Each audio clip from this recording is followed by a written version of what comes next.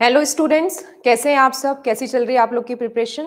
सो as usual Sunday को हम लेके आते हैं आपके लिए एमसीक्यूज। और ये एमसीक्यूज आपके लिए बहुत बेनिफिशियल रहते हैं और हम हिस्ट्री सब्जेक्ट को डील कर रहे हैं। और आज हमने स्टार्ट किया है मिडाइवल हिस्ट्री के एमसीक्यूज के ऊपर। आज एक डिफरेंस है, आज पेपर हमारा इंग्लिश में है। कुछ स्टूडेंट्स को कंफ्यूजन हो रही थी तो उनके लिए हमने ये दिया है, तो पेपर इंग्लिश में है। हिंदी मीडियम वाले स्टूडेंट्स के लिए ये पेपर पीडीएफ फॉर्मेट में डाउनलोड में मिलेगा और मैं आप लोग को हिंदी में भी समझाऊंगी, ठीक है? So it is going to be useful for both the English and Hindi medium students. आज का जो टॉपिक है क्वेश्चन आंसर सीरीज का, एमसीक्यू क्वेश्चंस का, वो है दिल्ली सुल्तानेट, दिल्ली सल्तनत। और आज हम दिल्ली सल्तनत का बहुत अच्छे से रिवीजन भी करने वाले हैं इन क्वेश्चंस को डील करते हुए। सो ये मेरे स्टूडेंट्स के लिए, जितने भी मेरे स्टूडेंट्स हैं उनके लिए बहुत बेनिफिशियल होने वाला है। और मैं आप लोग को हमेशा की तरह कहती हूँ कि आप बार बार क्वेश्चंस को रिवाइज कीजिए और अपने कॉन्सेप्ट्स को क्वेश्चंस के माध्यम से ब्रश अप किया कीजिए। It will be very useful for you. Okay, so let's start. आज 40+ क्वेश्चंस हैं हमारे और just be ready with your pen and paper. कुछ पॉइंट्स और हम एक्स्ट्रा डिस्कस करने वाले हैं और आपको बहुत मजा भी आएगा। So let's start with the topic of Delhi सल्तनत। Okay, so let's start. So Delhi sultanate medieval history का पहला टॉपिक है और हमने क्लास बहुत अच्छे से की हुई है। तो चलिए, पहला क्वेश्चन हम देख रहे हैं दिल्ली सुल्तानेट का। वो स्टैब्लिश दीवाने मुस्तक राज। दीवाने मुस्तक राज की स्थापना किसने की थी? तो अब नाम दिए हुए हैं कुतुबुद्दीन ऐबक, रजिया सुल्ताना, बलबन और अलाउद्दीन खिलजी। तो दीवाने मुस्तक राज की स्थापना किसने की थी, इसके पहले ये जानना जरूरी है कि ये दीवाने मुस्तक राज है क्या। व्हाट इज दीवाने मुस्तक राज? तो बेसिकली दीवाने मुस्तक राज एक ऐसा डिपार्टमेंट है जहां पे जो लोग रेवेन्यू को टाइमली पे नहीं करते हैं और उनका जो बकाया पैसा रहता है उसको किस तरीके से कलेक्ट किया जाए, ठीक है? तो जो लोग प्रॉपरली रेवेन्यू नहीं दे रहे हैं, समय समय पर कर नहीं दे रहे हैं, उन लोगों के लिए जो एरियर्स होते हैं, डिपार्टमेंट ऑफ एरियर्स, जो बकाया राशि का विभाग है, उसको वसूलने का विभाग है, वो स्थापित किया जा रहा है किसके द्वारा? Alauddin Khilji. So the correct answer to question number 1 कि वो स्टैब्लिश दीवाने मुस्तक राज क्या होगा? अलाउद्दीन खिलजी। क्लियर? अब आते हैं हम क्वेश्चन नंबर 2 पे। Who among the sultans is credited with having introduced a purely Arabic currency of gold and silver.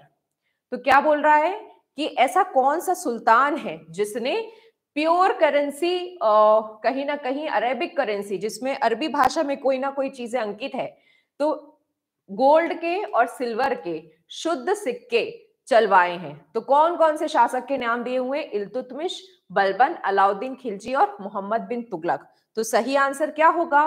What is the right answer? Answer is Iltutmish. ठीक है, याद रहेगा आप लोग को। Next question number 3, with reference to Delhi sultanate who was the founder of Sayyid dynasty. तो दिल्ली सल्तनत में हमने देखा है कि बहुत सारे वंश एक के बाद एक शासन करते हैं, जिसमें सबसे पहला क्या था? गुलाम वंश, है ना? तो इस तरीके से मैंने आप लोगों को एक निमोनिक भी दिया था क्लास में। तो कौन सा मतलब सैयद वंश का संस्थापक कौन है?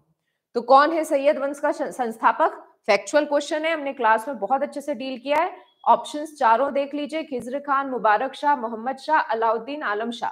तो उत्तर क्या होगा इसका? What will be the answer? Khizr Khan. Khizr Khan is the establisher of Sayyid dynasty. तो चलिए हम खिज्र खान के बारे में थोड़ा सा जान लेते हैं। तो कौन है खिज्र खान? तो खिज्र खान भी एक तरीके का गुलाम है, एक ममलूक है। किसका गुलाम है ये? तैमूर लंग का। तैमूर लंग कौन है? He is a invader.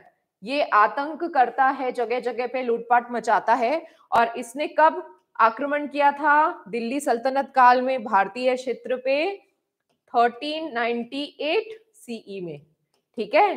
तो 1398 सीई में, कॉमन एरा में, तैमूर लंग भारत पर आक्रमण करता है। दिल्ली सल्तनत का शासन है उस समय भारतीय भूमि पर। और तैमूर लंग अपने आक्रमण के बाद अपने गुलाम को यहाँ की बागडोर सौंप देता है कि तुम यहाँ पे शासन करो, और वो वापस चला जाता है, ठीक है? और वही गुलाम कौन है? खिज्र खान। बहुत ही ज्यादा लॉयल, बहुत ही ज्यादा वफादार गुलाम है। कहता है कि मैं शासक नहीं हूं, मैं तो सिर्फ गुलाम हूं, शासक तो तैमूर लंग है। तो ये इस तरीके का एक दिल्ली सल्तनत का कैरेक्टर है। ओके, ध्यान रखिएगा। नेक्स्ट आते हैं हम क्वेश्चन नंबर 4 पे। After consolidating his power Balban assume the grand title of. तो बलबन जब राज शासन में आया, जब उसने बलबनी वंश की स्थापना की, तो बलबन को बहुत सारे चैलेंजेस का सामना करना पड़ा, बहुत सारे चैलेंजेस थे। और सबसे बड़ा चैलेंज ये था कि जब ये एक स्थापक के रूप में अपने आप को देखता है, तब इसका जो साम्राज्य है, इसका जो एम्पायर है, वो पूरा स्कैटर्ड है, बिखरा हुआ है। ठीक है, तो ये कंसोलिडेट कर रहा है, कहीं ना कहीं एकत्रित कर रहा है, एकीकरण कर रहा है अपने पूरे साम्राज्य का। ठीक है, और अपने इस पूरे पावर को लेने के बाद बलबन ने अपने आप को एक विशेष उपाधि से नवाजा, एक विशेष टाइटल दिया। एंड वो टाइटल क्या था? देखिए इसमें आसपास कई शब्द हैं, तूते हिंद, केसरे हिंद, दीने इलाही, जिले इलाही। तो टाइटल था जीले इलाही। और जीले इलाही का मतलब क्या होता है? भगवान की मतलब भगवान, सॉरी, अल्लाह की छाया।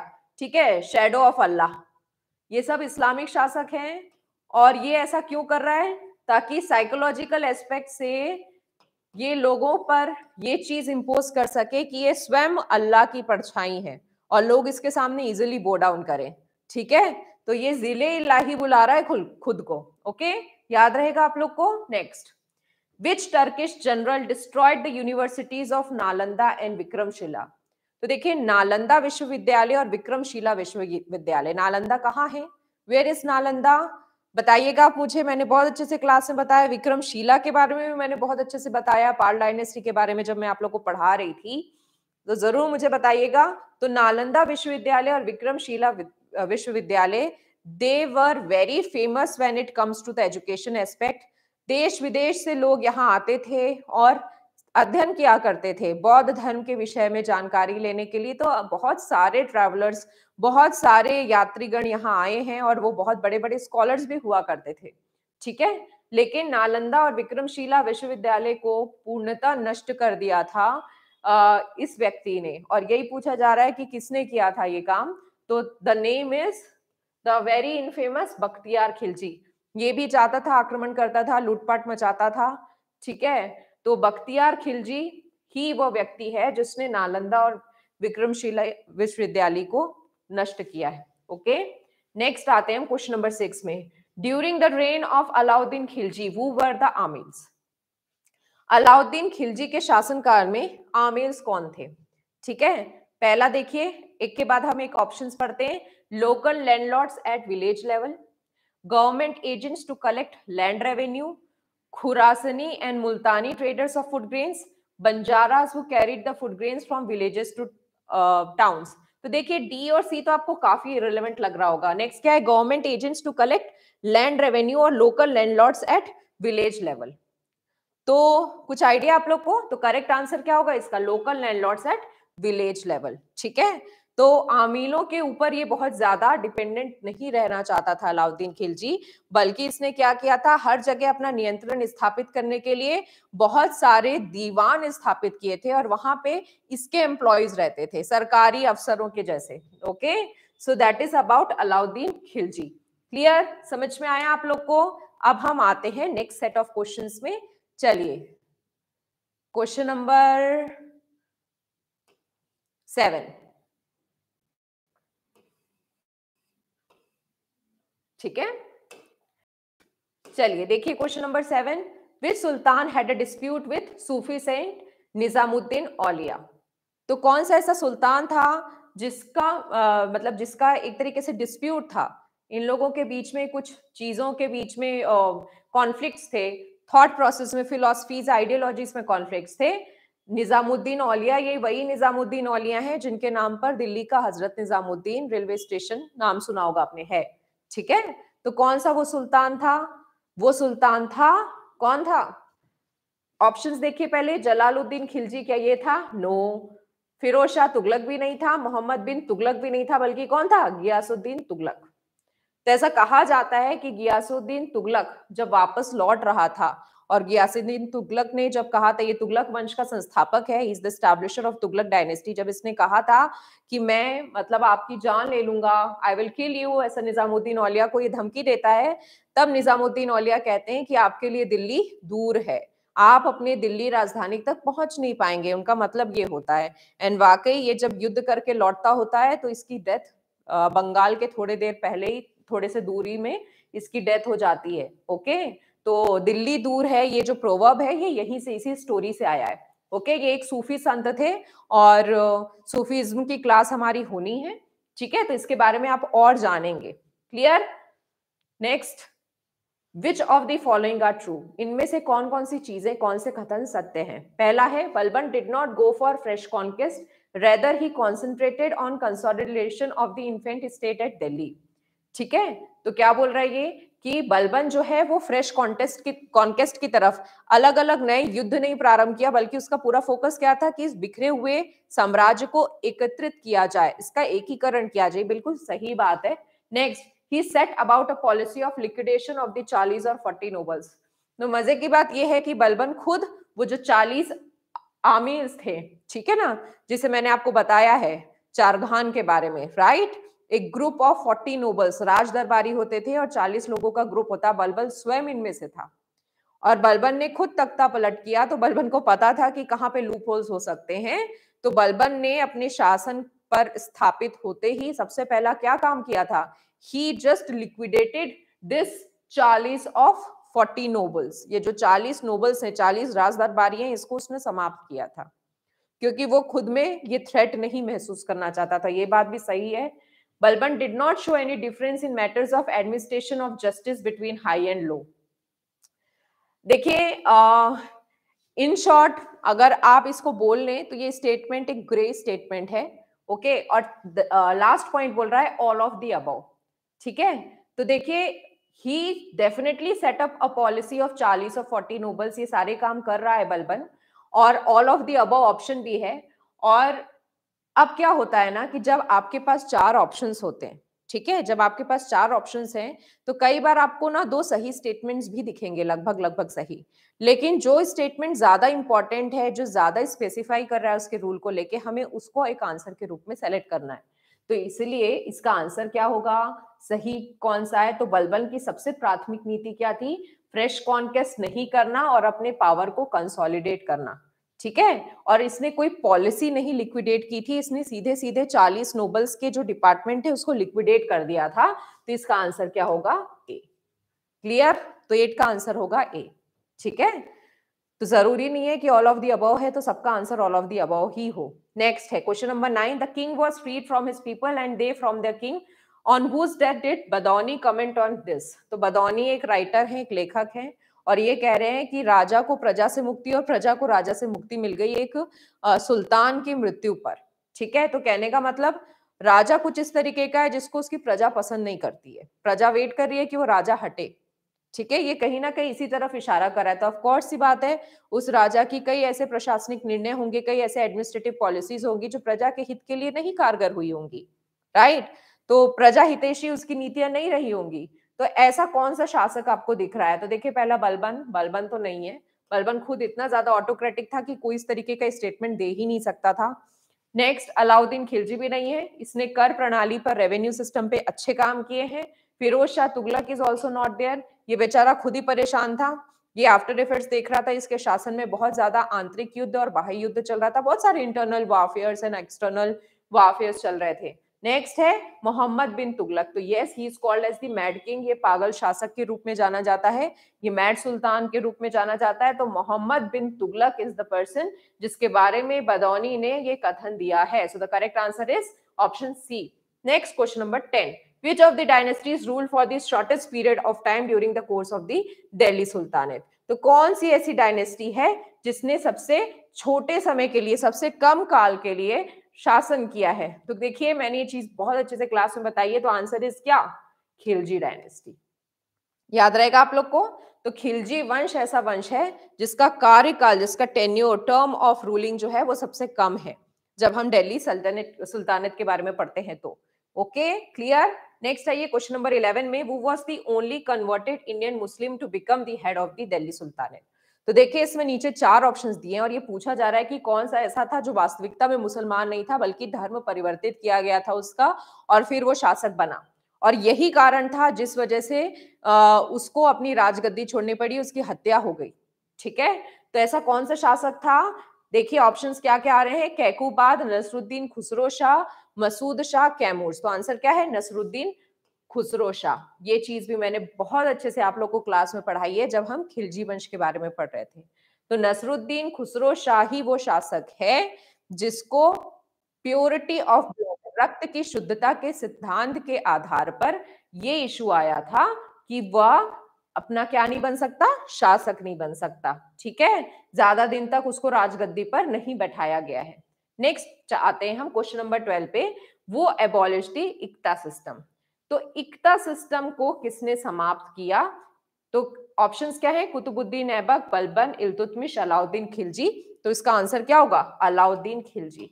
तो अलाउद्दीन खिलजी ने इक्ता प्रणाली को समाप्त कर एक नई प्रणाली लाई थी और जिसे कहते हैं खालसा सिस्टम। खालसा सिस्टम मतलब क्या है? खालसा भूमि को विभाजित करना।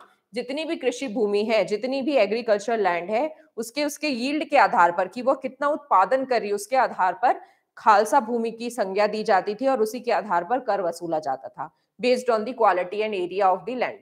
ठीक है, उसकी फर्टिलिटी, उसकी उर्वरता को देख के। तो यही थी खालसा प्रणाली और इसको समाप्त किसने किया था?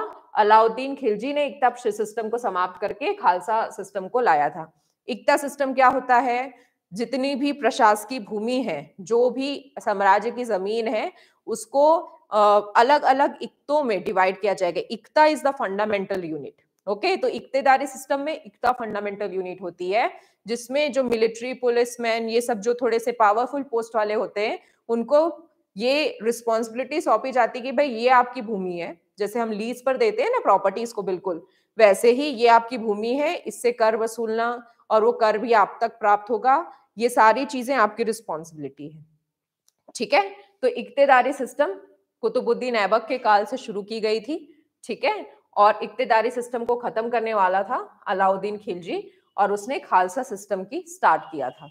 Okay, clear? समझ में आ रहा है आप लोग को? अब हम आते हैं नेक्स्ट सेट ऑफ क्वेश्चंस पे। क्वेश्चन नंबर 13, वो of the following was responsible for the murder of his father. तो इसमें पूछा जा रहा है कि ऐसा कौन सा सुल्तान था जिसने अपने पिता की हत्या कर दी और खुद राजगद्दी पर बैठ गया। ठीक है, तो कौन था वो? देखिए options, who was that person? Tell me. Balban दिया है, मोहम्मद बिन तुगलक दिया, अलाउद्दीन खिलजी दिया और गयासुद्दीन तुगलक दिया है। तो आंसर इज मोहम्मद बिन तुगलक। ठीक है, तो मोहम्मद बिन तुगलक ही वह शासक है जिसने अपने पिता गयासुद्दीन तुगलक की हत्या कर दी और खुद राजगद्दी पर बैठ गया और इसने बहुत ही गलत निर्णय भी लिए अपने प्रशासन के समय। ओके, तो याद रहेगा आपको ये तुगलक डायनेस्टी का Mohammad bin Tughlaq. Next question number 14, who among the following sultans receive the title of Sayyid ul Salatin from the Khalif. तो खलीफ से सैयद उल सलातिन का टाइटल किसको मिला? इल्तुतमिश, बलबन, अलाउद्दीन खिलजी, फिरोज शाह तुगलक। अब इसके बारे में देखिए आप। देखिए अलाउद्दीन खिलजी तो खलीफ की सुप्रीमेसी को मानता ही नहीं था, तो ये तो बिल्कुल गलत होगा। फिरोज शाह तुगलक बेचारा लड़ाई युद्ध करने पे पूरी तरीके से बिजी है, जैसे तैसे अपने आप को संभाल रहा है। बलबन तो खुद को ज़ीले इलाही बुला रहा है, खुद को ही अल्लाह की परछाई बुला रहा है, ये भी नहीं है। तो करेक्ट आंसर क्या होगा? इल्तुतमिश। क्लियर? नेक्स्ट आइए हम क्वेश्चन नंबर 15 में। ठीक है, क्वेश्चन नंबर 15, तो देखिए दो पार्ट्स में है, ये याद रखेंगे। तो क्या दिया है? What was iqta in the sultanate period. सल्तनत काल में इक्ता क्या था? तो ये अभी मैं आप लोग को समझा चुकी हूं। तो ऑप्शन ए क्या दिख रहा है? Territories of land. बिल्कुल सही बात है। तो इक्ता क्या था? टेरिटरीज ऑफ लैंड ही था। याद रहेगा आप लोग को? ठीक है, तो बाकी ऑप्शन हमको कंसिडर करने की जरूरत ही नहीं है। Next question number 16, which one of the following is the correct chronological order of the Afghan rulers to the throne of Delhi।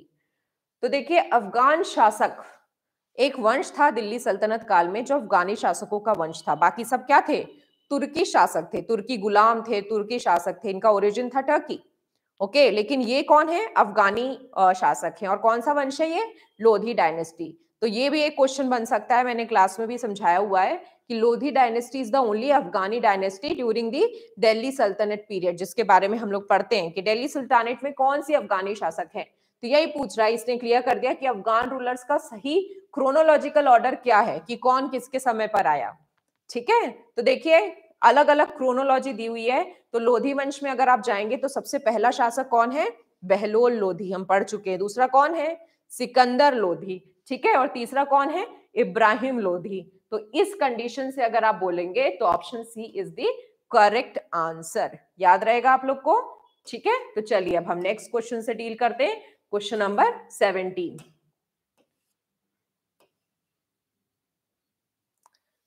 ठीक, question number 17, the chief achievement of Balban was the consolidation of Turkish power and putting down rebellions by reorganising his army, suppression of ambitious nobles, establishing rapport with the people, administrative reforms। तो देखिए इसके पहले हमने एक चीज deal की थी, remember, तो उसी से मिलता जुलता क्वेश्चन है, बस पूछने का तरीका थोड़ा अलग है। तो यस, बलबन के समय पे उसका सबसे महत्वपूर्ण योगदान क्या था कि उसने तुर्क साम्राज्य को कंसोलिडेट किया था, उसका एकीकरण किया था। तो करेक्ट आंसर इज ए।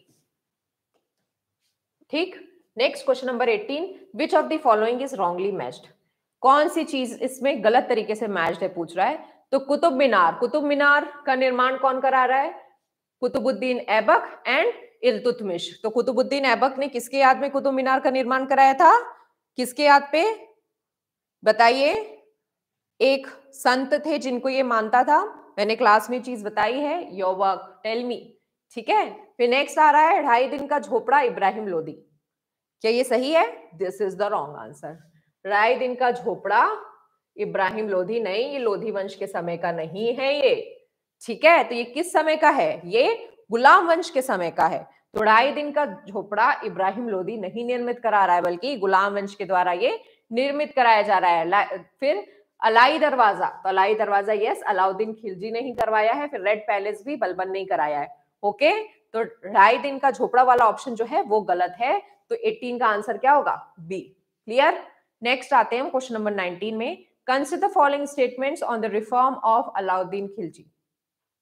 अलाउद्दीन खिलजी के क्या क्या रिफॉर्म्स थे? ओके, ये देखना है हमको। तो चलिए, उसने क्या क्या सुधार कार्य किए। पहला है confiscation of all grants of tax free land, कि जितने भी टैक्स फ्री लैंड थे उसको कॉन्फिस्केट कर दिया। दूसरा है इंट्रोडक्शन ऑफ दाग एंड चेहरा and in his military.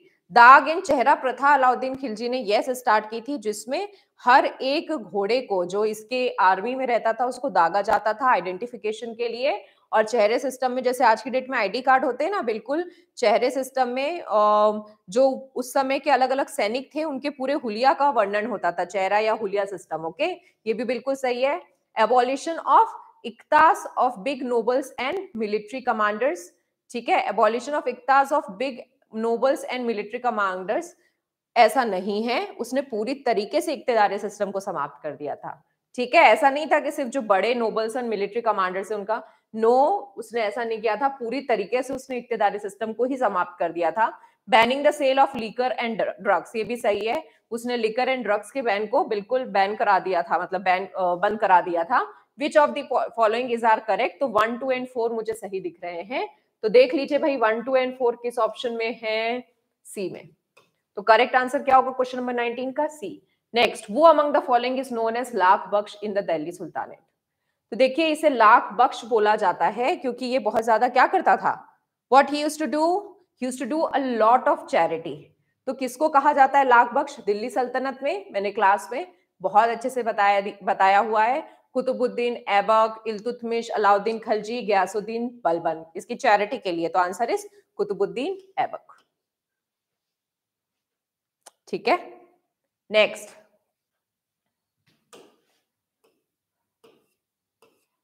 Question number 21, the most rulers, amirs and sultans of sultanate period belong to class. कौन से क्लास के थे ज्यादातर जो सुल्तानेट पीरियड के लोग थे? देवर टर्किश, तुर्की के थे। तो करेक्ट आंसर क्या होगा 21 का? D. Next question number 22, Ibrahim Lodhi fought with whom in the first battle of Panipat. तो फर्स्ट बैटल ऑफ पानीपत में इब्राहिम लोधी, लोधी वंश का जो अंतिम शासक है, उसका युद्ध हो रहा है किसी के साथ। किसके साथ होगा? मुगल वंश के स्थापनकर्ता वाले के साथ होगा। वो इज वो बाबर, बाबर के साथ युद्ध होगा इब्राहिम लोधी का at the place named as Panipat, ठीक है। तो याद रखेंगे इस फैक्ट को आप।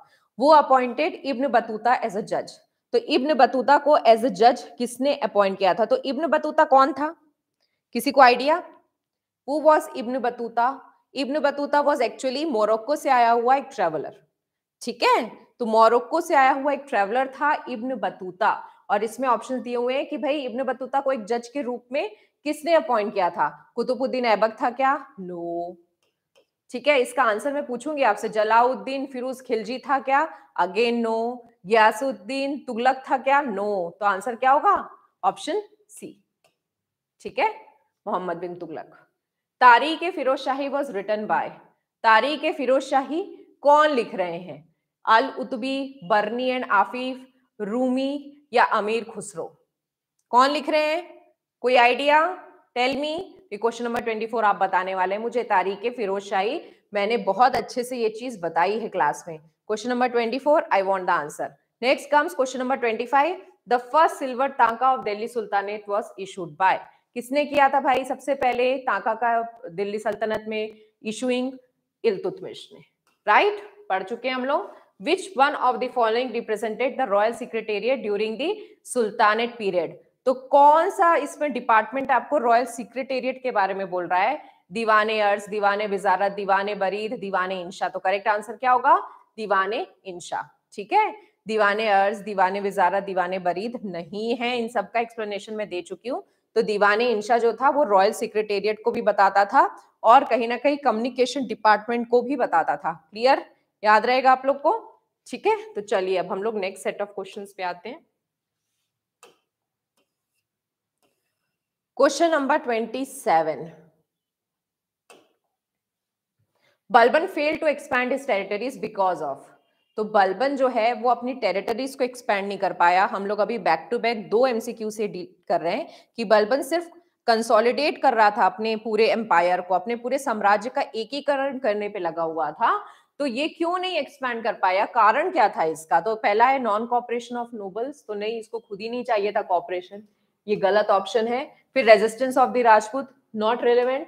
Fear of Mongol invaders, yes, इसे लग रहा था कि अगर ये अपने टेरिटरीज एक्सपैंड करेगा तो इसको मंगोल इन्वेजन्स और ज्यादा झेलने पड़ेंगे, और ये अभी अपने साम्राज्य को नहीं संभाल पा रहे, एक्सपैंड क्या करेगा? ठीक है, तो yes, the correct option is answer C. Okay, D भी गलत है, रिवोल्ट ऑफ हिज सन, ऐसा कुछ भी नहीं हुआ था। Next comes question number 28, at the time of Qutubuddin Aibak's death Iltutmish was the subedar of. ठीक है, तो कुतुबुद्दीन ऐबक का ही गुलाम था इल्तुतमिश, और कुतुबुद्दीन ऐबक ने अपनी बिटिया का विवाह कराया था इल्तुतमिश से। ठीक है, क्यों? क्योंकि उसको अपना ये गुलाम इल्तुतमिश बहुत ज्यादा केपेबल लगता था, and he was already posted as the governor of Badaun. ठीक है, तो क्या क्या दिया ऑप्शंस में? दिल्ली, ग्वालियर, लाहौर, बदायूं। तो आंसर क्या होगा? डी, बदायूं। ठीक है, याद रहेगा आप लोग को। चलिए अब हम लोग आते हैं नेक्स्ट सेट ऑफ क्वेश्चंस पे, क्वेश्चन नंबर 29 और 30 में। ठीक है, तो चलिए 29 अभी पेंडिंग है, पहले 30 डील कर लेते हैं। Which Delhi sultan constructed a new garrison town named Siri for his soldiers? तो सीरी का निर्माण, सीरी एक तरीके का किला था, उसका निर्माण किस शासक ने कराया था? एक नया फैक्ट है आप लोग के लिए। तो किसने कराया था? अलाउद्दीन खिलजी ने। ठीक है, तो सीरी शब्द जब भी आएगा तो आप समझ जाइएगा कि इसका निर्माण कौन करा रहा है? अलाउद्दीन खिलजी। अब नेक्स्ट आ जाइए क्वेश्चन नंबर 29 में, which of the following is correct? इसमें से क्या सही है? The result of Mohammad bin Tughlaq's policy of increasing tax in the Doab was that the cultivators abandoned their lands and took to highway robbery. ठीक है, तो मोहम्मद बिन तुगलक ने, जैसे मैंने आपको बताया, he is called as the mad king, इसे एक पागल सुल्तान कहा जाता है, और इसने बहुत सारे गलत प्रशासकीय निर्णय लिए हैं, रॉन्ग एडमिनिस्ट्रेटिव डिसीजंस लिए हैं, जिसमें से एक क्या था कि उसने क्या किया था, जो गंगा यमुना का दोआब क्षेत्र था, जो इसका सबसे फर्टाइल एरिया था, जब इसका पूरा एम्पायर फेमाइन से जूझ रहा था, भुखमरी से जूझ रहा था, उस समय दोआब क्षेत्र के किसान दिन रात एक करके बहुत मेहनत से कल्टीवेट कर रहे थे क्रॉप्स को। ठीक है, और ये क्या करता है कि आप लोग कल्टीवेट कर रहे हैं तो आप लोग टैक्सेशंस भी क्या करें? ज्यादा दें। तो इस वजह से इसके बहुत सारे रिपरकशंस इसको देखने पड़ते हैं। वहां के जो किसान हैं वो विरोध करते हैं, बोलते हैं कि अब हम कल्टीवेशन नहीं करेंगे, हम अपनी जमीन छोड़ के जा रहे हैं, क्योंकि आप हमसे इतना ज्यादा कर वसूल रहे हो, हमारा तो कुछ बचत ही नहीं हो रहा है, हमारा तो एक्सप्लॉयटेशन हो रहा है। और वो किस पे चले गए थे? हाईवे रॉबरी पे चले गए थे। बहुत ज्यादा रिटेलिएट किया था उस समय किसानों ने मोहम्मद बिन तुगलक के समय। तो पहला ऑप्शन बिल्कुल सही है, सही कथन है। Second, the result of Muhammad bin Tughlaq's policy of increasing tax in the Doab was that the agriculture in Doab suffered a serious setback. तो ये बिल्कुल कैसा स्टेटमेंट है भाई? कि दोआब में बिल्कुल सही स्टेटमेंट है, दोआब में बहुत अच्छा कल्टीवेशन चल रहा है, लेकिन जब किसान कल्टीवेशन करेंगे ही नहीं तो क्या सेटबैक नहीं सफर करेगा वहां का एग्रीकल्चर? बिल्कुल करेगा। वहां के किसान कृषि करना बंद कर दिए हैं, हाईवे रॉबरी की तरफ चले गए, लूटपाट मचाने लग गए। तो ये स्टेटमेंट भी बिल्कुल सही है।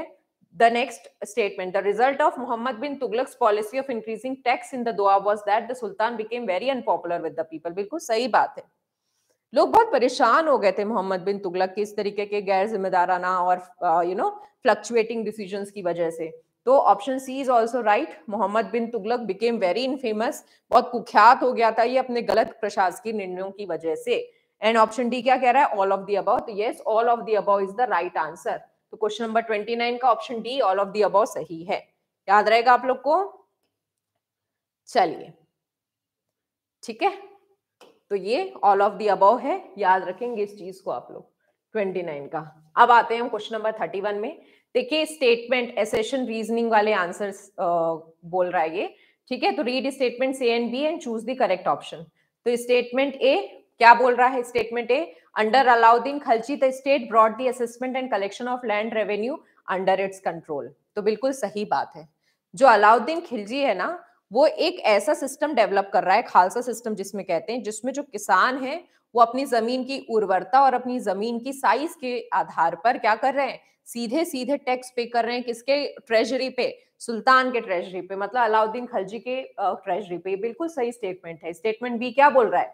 The right of the local chieftains to levy taxes continued and they were exempted from paying taxes। तो ऐसा बिल्कुल नहीं था, बल्कि इसने इक्तेदारी सिस्टम को समाप्त कर दिया था जड़ से, ठीक है। तो बिल्कुल ये गलत चीज है कि लोकल चीफ्टेंस को एग्जेम्प्ट किया गया था कि आप टैक्स नहीं पे कर सकते हैं, जितने भी बड़े बड़े इक्तेदार थे उन लोग को टैक्स नहीं देना है या कुछ इस तरीके की कोई बात नहीं थी, ये सबसे कर वसूलते था, ठीक है, अलाउद्दीन खिलजी। तो statement A is correct but B is incorrect, B is false, ठीक है। तो statement A is true but B is false. तो ये किसमें दिख रहा है आपको? ऑप्शन बी में। क्लियर? तो 31 का आंसर क्लियर हुआ आपको, ठीक है। नेक्स्ट आ जाइए आप क्वेश्चन नंबर 32 में। असर्शन क्या बोल रहा है? Turkish invasions on India were successful, ठीक है। तो क्या बोल रहा है कि टर्किश इन्वेजन्स, तुर्क से आने वाले जितने भी आक्रमण करता था वो भारत आते थे, लूटपाट मचाते थे, अपने आप को बुद्ध शिखन की संज्ञा देते थे, यहाँ पे विध्वंस मचाते थे और फिर वापस लौट जाते थे। कई बार आक्रमण करने के बाद अपनी किसी गुलाम को यहाँ स्थापित करते थे और इसी बहाने से उन्होंने दिल्ली सल्तनत की शुरुआत भी की थी। तो ये बिल्कुल सही बात है कि हमारे देश में बार बार तुर्क आक्रमणकर्ताओं का आक्रमण हुआ है। सो क्वेश्चन नंबर 32 का जो एसेशन है वो बिल्कुल सही है कि Turkish invasions on India were successful, वो सफल होते थे और वो बार बार आक्रमण करते थे, बार बार, ठीक है। नेक्स्ट रीजन क्या है? There were no political unity in north India, ये भी बिल्कुल सही है। तो उनके सफल होने का एक बहुत बड़ा कारण क्या था? रीजन क्या था?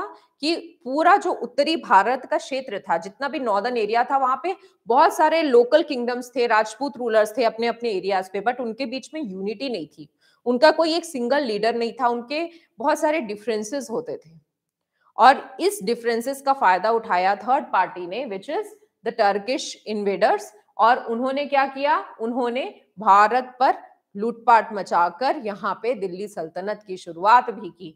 तो ये रीजन भी सही है। तो yes, both A and R are true and R is the correct explanation of A. तो ये बिल्कुल सही स्टेटमेंट्स हैं दोनों। तो इसका आंसर होगा क्या? ए।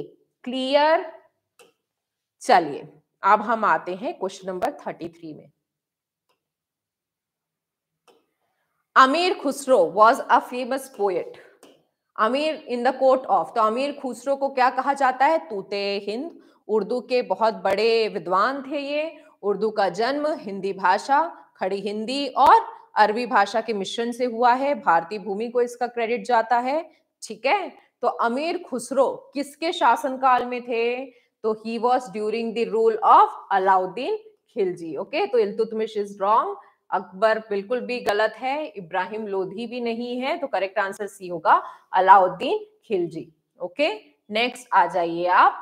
विच of the following is not correctly matched.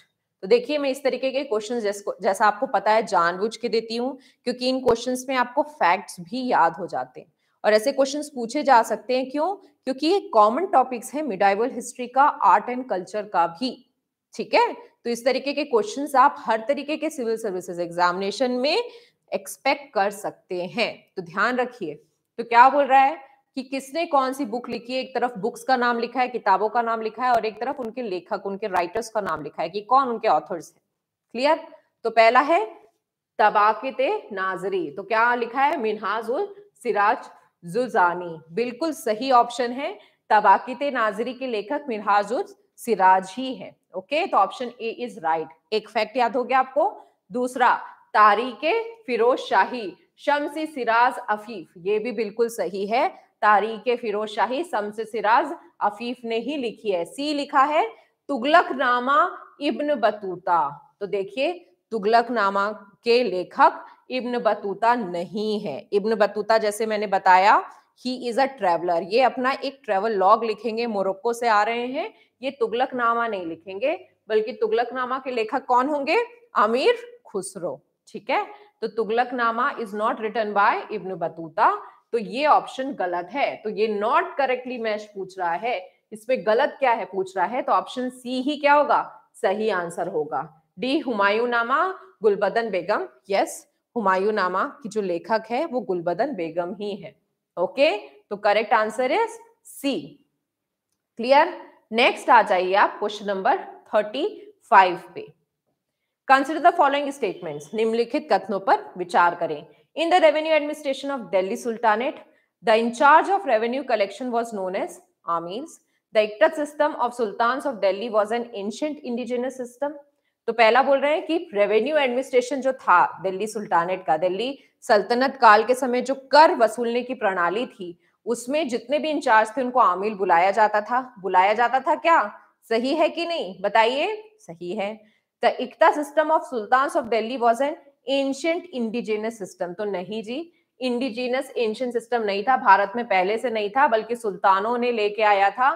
ठीक है, तो ये iqta system of sultan was an ancient indigenous system, ये एक गलत स्टेटमेंट है। Next, the office of Mir Bakhshi came into existence during the reign of Khalji sultans of Delhi, ये भी गलत स्टेटमेंट है। मीर बख्शी का ऑफिस आप मुगल सल्तनत काल के समय पढ़ेंगे, ऐसा कुछ भी नहीं है खलजी शासन के वक्त। तो सिर्फ ऑप्शन 1 मुझे सही दिख रहा है, तो आंसर क्या होगा, ऑप्शन 1। तो इसमें पूछा है which of the following given is are correct, इसमें से सही कथन कौन सा है, तो answer is A 1 only. Clear? समझ में आया आप लोग को? नेक्स्ट आ जाइए, आप क्वेश्चन नंबर कर लेंगे। Okay, next question number 37, Ghazi Malik was the founder of which dynasty. Question number 37 में पूछ रहा है कि गाजी मलिक किस डायनेस्टी का फाउंडर था। किस डायनेस्टी का फाउंडर था भाई गाजी मलिक, स्लेव, तुगलक, सैयद लोधी। तो गाजी मलिक का दूसरा नाम क्या है, गयासुद्दीन तुगलक। ठीक है, तो बी, 37 का आंसर क्या होगा, B. Clear?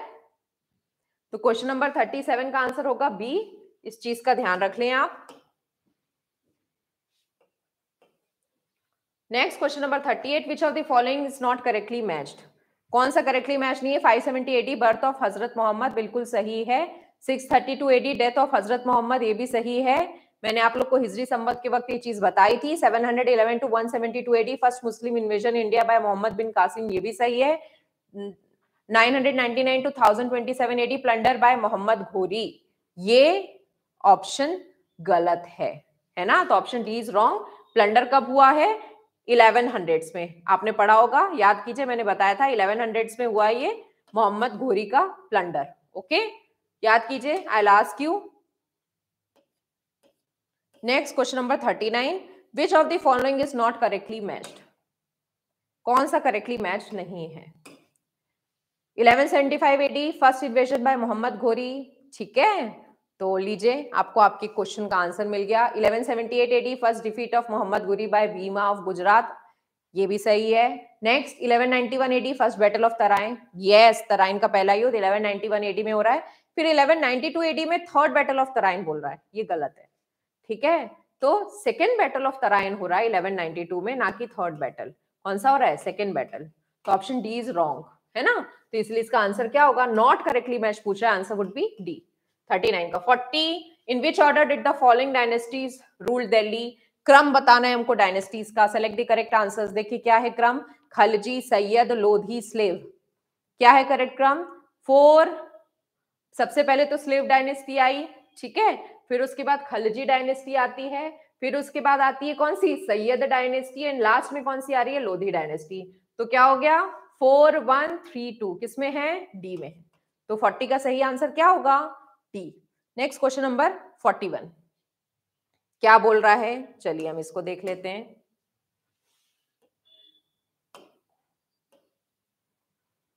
Consider the following statements and mark the option which is correct. Qutbuddin Aibak was the founder of Delhi Sultanate and was the independent ruler. Qutubuddin Aibak जो है वो दिल्ली सुल्तानेट का फाउंडर था और he was the first independent ruler. क्या ये सही है, यस बिल्कुल सही है। Qutubuddin Aibak build 2 mosque, Quwwat ul Islam mosque at Delhi and Adhai Din Ka झोपड़ा eight Ajmer. क्या ये सही है, बताइए मुझे, क्या ये सही है, 2.5 दिन का झोपड़ा जो है क्या कुतुबुद्दीन ऐबक निर्मित करा रहा है, बताइए मुझे इसका आंसर।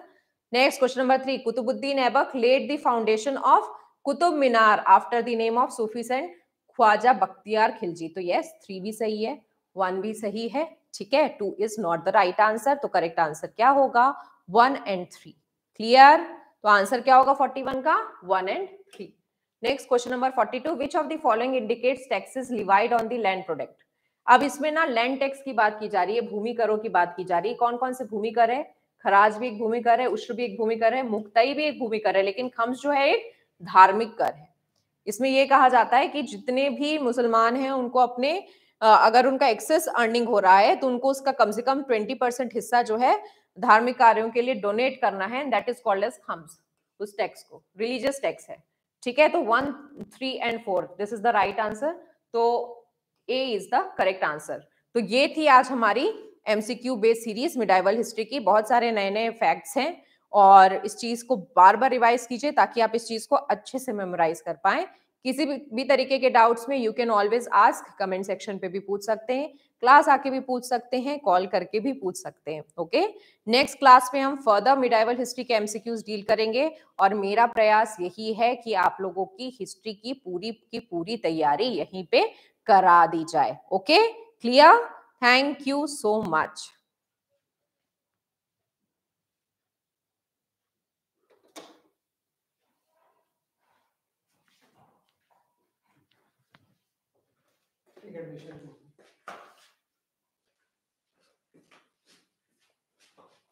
एडिटिंग करनी है ना, एक जगह एडिटिंग करनी है।